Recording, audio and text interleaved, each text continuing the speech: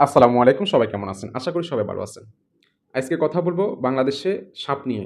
যে সাপে মানুষ মারতেছে আর এই সাপ কোথায় থেকে আসছে? বাংলাদেশে এখন আগে কিছু কথা বলি। এই যে এই সাপটা দেখেন, আপনি যদি প্রবাসে থাকেন, আপনার ফ্যামিলি কিন্তু বাংলাদেশে আছে। ঠিক আছে? পুরা ভিডিওটা শুনবেন, কি বলি সেটা শুনবেন।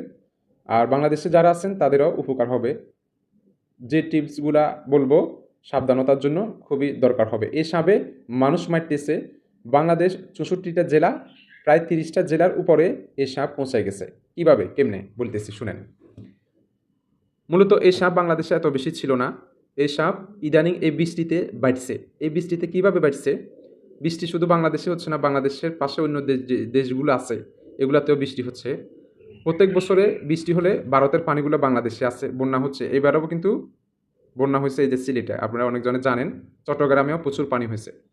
যাই হোক, বাংলাদেশের বিভিন্ন সাইডে কিন্তু নদী, খাল, বিল, সাগর যেটাই বলেন, ভারতের পানি ঢুকে। এই পানি দিয়ে এই সাপ ঢুকছে। মানে পানি আসতেছে, পানির সাথে এই সাপও চলে এসছে। বাংলাদেশে কিন্তু এই সাপ এত বেশি ছিল না। অন্যান্য সাপগুলো আমরা দেখতাম, শুনতাম। এই সাপ কিন্তু অনেক বড়। হ্যাঁ? এই সাপে অনেক বড়, বড় জিনিস খাই ফেলতে পারে। ঠিক আছে? আচ্ছা যাই হোক। এখন এই সাপের প্রিয় খাবারগুলো হচ্ছে যেন কি ব্যাঙ, ইঁদুর, বিভিন্ন ছোটখাটো যেগুলা একটু তাদের মানে ভালো লাগার খাবার যেগুলা, এগুলো হচ্ছে এগুলা। যাই হোক, মূল বিষয়টাতে আসি যেটা, এই সাপ আসতেছে ভারত থেকে। এখন এই সাপ ডিম দেয় না, বাচ্চা দেয়। এই সাপ ডিম দেয় না, বাচ্চা দেয়। ডিম যদি দিত, ধরেন একটা সাপে যদি ২০টা ডিম দেয়, ৫টা ডিম পচে যায় বা ১৫টা বাচ্চা দেয় ফুটে। আর এই সাপে ৮০, ৯০, ৭০ পিস পর্যন্ত মোটামুটি এরকম মানে সর্বোচ্চ এই সাপে বাচ্চা দিয়ে থাকে সরাসরি, তার পেট থেকে বাচ্চা বাইর হয়ে আসে। ওই জন্য ডিম দিলে ডিম পচে যেত, বা এটা আল্লাহর একটা ইয়া বলতেছি আর কি, যে ডিম দিলে তো আমরা উদাহরণ দিলাম যে হয়তো ২০টা ডিম দিছে, ৫টা পচে গেছে, আর ৫টা হয়তো আর ১৫টা ফুটছে। আর সরাসরি যখন বাচ্চা দেয় মৃত্যুর হারটা কম থাকে, মানে বাচ্চাই বাইর হয়, মৃত্যুর হারটা কম থাকে। আচ্ছা আসেন, এই সাপ বিভিন্ন জায়গায় আপনার ঘরের আশেপাশে ছোটোখাটো যেসব গাছ-গাছুয়া আছে এগুলার নিচে, এবং কি আপনার ঘরের কর্নারে, সবারই ঘর তো আর বিল্ডিং এখনো হয় নাই। বিল্ডিং হইলেও আপনি হয়তো বিভিন্ন জায়গায়, হ্যাঁ, বিভিন্ন সাইড দিয়ে ঢুকে গেছে, বিভিন্ন জায়গায় অবস্থান করতেছে। এখন আসেন, এই সাপের বেশিরভাগ সাপের ভিতরে বাচ্চা, মানে ফেটে বাচ্চা।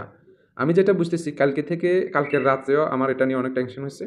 প্রায় ৫০টার উপরে আমি ভিডিও দেখছি এ পর্যন্ত। এ পর্যন্ত প্রায় ৫০টার উপরে আমি ভিডিও দেখছি।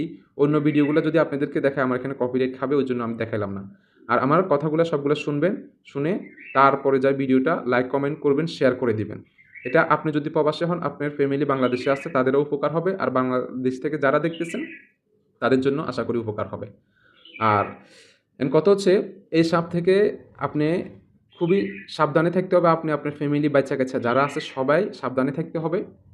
আর আমার যতটুক যেটা আমার অভিজ্ঞতা হইছে, সবকিছু দেখে শুনে যেটা বুঝলাম আমি, সেটা হচ্ছে বাংলাদেশের ৩০ টার উপরে জেলায় এটা পৌঁছে গেছে। আমাদের ফেনীতেও এটা পৌঁছে গেছে।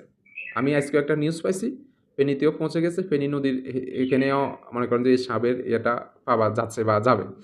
ঠিক আছে? আমি আজকে একটু আগে সাবধানতার একটা নিউজ দেখলাম। আচ্ছা যাই হোক। কথা হচ্ছে, আপনার বাড়ির আশেপাশে এগুলা পরিষ্কার রাখতে হবে। প্রয়োজনীয় যে গাছগুলা এগুলা রাখবেন, আর অপ্রয়োজনীয় যেগুলা আছে এগুলা সবগুলা সাফাই করে ফেলবেন। তবে খুবই সাবধান। বৃষ্টির পানি যেখানে, হ্যাঁ, বৃষ্টি হচ্ছে বেশি বা সাপের আনাগোনা বেশি থাকতে পারে। তো আপনার বাড়ির পাশে যে এই সাপ যায় না, এটা আপনি কিভাবে বুঝবেন? তারপরে যেদিকে বন্যার বেশি ঢল, ওইদিকে এই সাপের বেশি দেখা যাচ্ছে। তো খুবই সাবধানতার জন্য আমি মনে করি যে কি, আপনি সেভে থাকার জন্য আমার মাথায় অনেকটা আসতেছে, টিপস আসতেছে। এখন কে কোনটা নিবেন, কে কোনটা করবেন সেটা আমি জানি না। টেনশনও হচ্ছে বাংলাদেশের মানুষের জন্য। আমরা তো প্রবাসে আছি। আমরা এই যে দেখতেছি যেগুলো, এগুলো তো সরাসরি ভিডিও যেগুলা, এগুলাই মোটামুটি। আচ্ছা যাই হোক, ১ম কথা হচ্ছে আমার যেটা ধারণা সেটা হচ্ছে যে কি, আপনারা পরিষ্কার রাখতে হবে ঘরের চারপাশ। ময়লা জাতীয় বিভিন্ন জায়গায় এসবগুলা জমে রাখা যাবে না। ছোটখাটো যে গাছগাছও আছে এগুলা সাফাই করে ফেলতে হবে, ক্লিন রাখতে হবে। এক। আরেক কথা হচ্ছে, আমি আমার একটা টিপস এসেছিল যে এটা হচ্ছে যে ওষুধগুলা আছে, এসব পোকামাকড় বা সাপ-টাপ এগুলা দূরে থাকার জন্য, হ্যাঁ? এগুলা যেন কাছে না আসতে পারে। এগুলো যেন বাড়ির ভিতরে না ঢুকতে পারে বা বাড়ির চারপাশে বা ঘরের চারপাশে। এই ওষুধগুলা আমি ভাবছি দিনেও যেন রাতেও মারা যায়, মানে ব্যবহার করার জন্য ওষুধগুলা। তো এখন যেটা আবার চিন্তা করতেছি, যেহেতু সবারই বাচ্চা-কাচ্চা আছে, হাঁস মুরগি আছে যারা গ্রাম অঞ্চলে বসবাস করেন, ওগুলো হয়তো মরে যেতে পারে। এখন একদিকে উপকার হবে, আরেকদিকে এগুলা ক্ষতি হবে। তো আমার কাছে যে টিপসটা মনে হচ্ছে, পাবলিকের টিপসটা আগে বলি, সরকারেরটা পরে বলতেছি। যারা ঘরোয়াভাবে আছেন, যাদের ফ্যামিলিতে সদস্য আছেন বাচ্চা-কাচ্চা সহ, এবং কি হাঁস মুরগিও পশু যেগুলা এই যে ছাগল থাকে বা গরু থাকে বিভিন্ন ফ্যামিলিতে, হ্যাঁ? তো আপনারা কি করবেন, রাত্রে আমার কাছে যেটা মনে হচ্ছে, যদি মনে হয় আপনাদের কাছে তাহলে এটা ব্যবহার করবেন, না মনে হলে প্রয়োজন নাই। আর যে জেলায় এটা বেশি হচ্ছে, সাপ এটা বেশি দেখা যাচ্ছে, ওই জেলার মানুষ এটা বেশি এই যে ইয়ে করবেন, ঠিক আছে? আপনি রাত্রে খাবার-দাবার শেষ চাইবেন যে এখন যেহেতু এই সমস্যাটা ঘর থেকে কম বাইর হবার জন্য, দিনে তো দেখা যাচ্ছে রোদের আলো সবকিছু ক্লিয়ার। কিন্তু রাতে অনেক জায়গায় এখন কারেন্টের সমস্যা, বন্যার কারণে বিভিন্ন সমস্যা। ঠিক আছে? বিভিন্ন জায়গায় বৃষ্টি বেশি ওইজন্য সমস্যা। আপনি রাতে একেবারে কম বাইর হবেন। ফ্যামিলির সদস্য অন্য যারা আছে এরাও কম বাইর হবে। এবং কি রাতে যদি এরকম কোনো কেমিক্যাল, কোনো যদি মেডিসিন যদি থাকে, ঠিক আছে? ঘরের ভিতরে না, ঘরের বাইরে। আপনারা যে ঘরের যে বিডা আছে, বাড়তি একটা অংশ থাকে বাইরে ১ হাতের মতো বা ১.৫ হাতের মতো, ঠিক আছে? আপনারা যে স্প্রে আছে ওরকম স্প্রে করে ফেলবেন। পুরা ঘরের চারপাশে স্প্রে করে ফেলবেন। ঘর থেকে ৫ হাত বা ৩ হাত দূরের থেকে, হ্যাঁ? যে জায়গাগুলো আছে এগুলাতে স্প্রে করে ফেলবেন। এটাতে কি হবে, সাপগুলা আর ঘরের ভিতরে আমার মনে হচ্ছে ওই যে সেন্ট আছে, ওই যে গন্ধ আছে, ওই স্প্রের, ওই বিষাক্ত যে জিনিসটা, আপনারা আপনাদের খাদ্য, আপনারা আপনাদের যে জিনিসগুলো আছে প্রয়োজনীয় এগুলা সেভে রাখবেন, আপনারাও সেভে থাকবেন। যেন এটা বাচ্চারা মুখে না দিতে পারে, বড়রা যেন ভুলে যেন মুখে না দিতে পারে। ওইজন্য আমি বলতেছি যে কি রাত্রে ঘুমানোর আগে, ঠিক আছে? ঘুমাই গেলে তো আপনার হাঁস, মুরগি, গরু, ছাগল যারা আছে এগুলা সবাইকে এগুলাকে কি রাতে সেবে করে ফেলছেন। রাত্রে ঘুমানোর আগে আমি মনে করি যেন কি আপনারা বাইরের কাজ শেষ সবাই ঘরে চলে গেছেন। অন্যের যেন ক্ষতি না হয়, এটাও খেয়াল রাখতে হবে। আপনারা ঘরের চারপাশে এই স্প্রেটা করবেন, তাহলে আমার কি হবে, সাপটা আর ভিতরে ঢুকলো না, এটা বাইরেই থাকলো। একটা মানুষকেও কামড় দিল না, একটা মানুষ মারাও গেল না। ঠিক আছে? আচ্ছা, তো আমি মনে করব আরেকটা জিনিস, যারা যাদের জেলায় বেশি এটা, উপজেলায় বা ইউনিয়নে বা ওয়ার্ডে যদি যাদের বেশি, তারা যদি যারা মাছ ব্যবসায়ী আছেন, পুকুরে যে মাছ চাষ করেন, পুকুরে যে মাছ চাষ করেন, ওই মাছ এই মুহূর্তে বিক্রি করে ফেলাটা উত্তম আমি মনে করি। এই মুহূর্তে আপনারা মাছগুলা বিক্রি করে ফেলবেন। এজন্য, কারণ তাহলে ওষুধটা পুরা এরিয়াতে এটা ছিটানো যাবে। কারণ মাছ যদি এখন বিক্রি না করেন, ওষুধটা যদি আগে দিয়ে দিন তাহলে আপনার মাছগুলা তো মরে যাবে।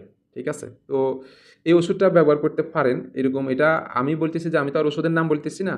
আপনারা যেখানে মেডিসিন বিক্রি করে বা এই জমিনে সার বা বিভিন্ন যে জিনিসগুলা বিক্রি করে, বা আমাদের বাংলাদেশের এই যে বিভিন্ন যে ইয়েগুলা আছে, কৃষি অফিস যেগুলো আছে ওগুলাতে আপনারা যোগাযোগ করবেন প্রয়োজনে। ঠিক আছে?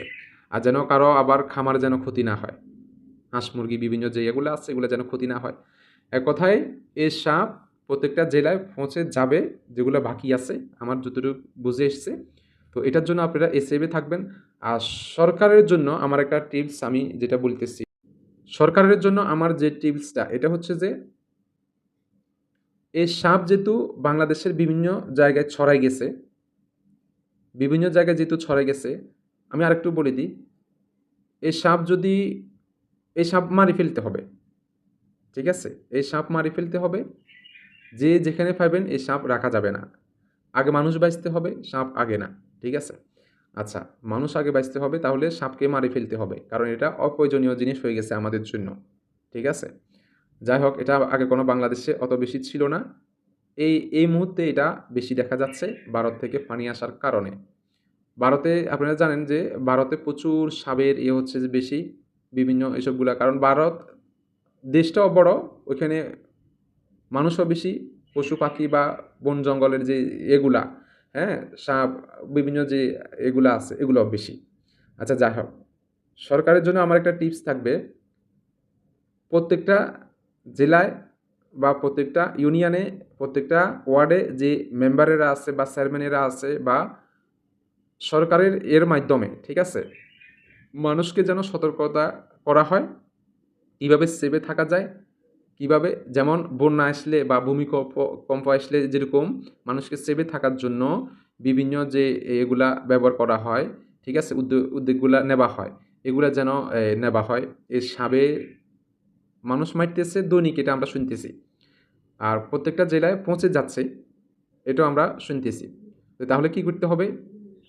সরকারিভাবে যেন প্রত্যেকটা উপজেলাতে যেন সরকারি হাসপাতালে যেন সাপের যে ওষুধ, এক কথায় ইঞ্জেকশন বা যে মেডিসিন, এটা যেন থাকে, এটা যেন পৌঁছায় দিতে পারে সরকারে। তো এটা সরকারের কাছে দাবি।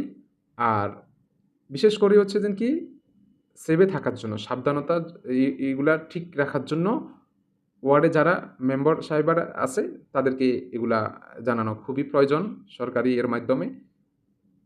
তাহলে সচেতন করতে পারবো জনগণকে কিছুটা হলেও। কারণ অনেক মানুষে কর্মর কারণে জমিনে যাচ্ছে, বিভিন্ন জায়গায় কাজ করতেছে, বৃষ্টির মধ্যে ভিজে কাজ করতেছে।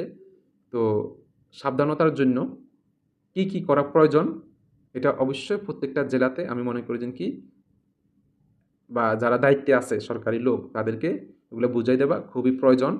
আর যে মেডিসিন যেটা সাপে কামড় দিলে কিছুক্ষণের ভিতরে যেন হাসপাতালে গেলে ওই মেডিসিনটা যেন পায়।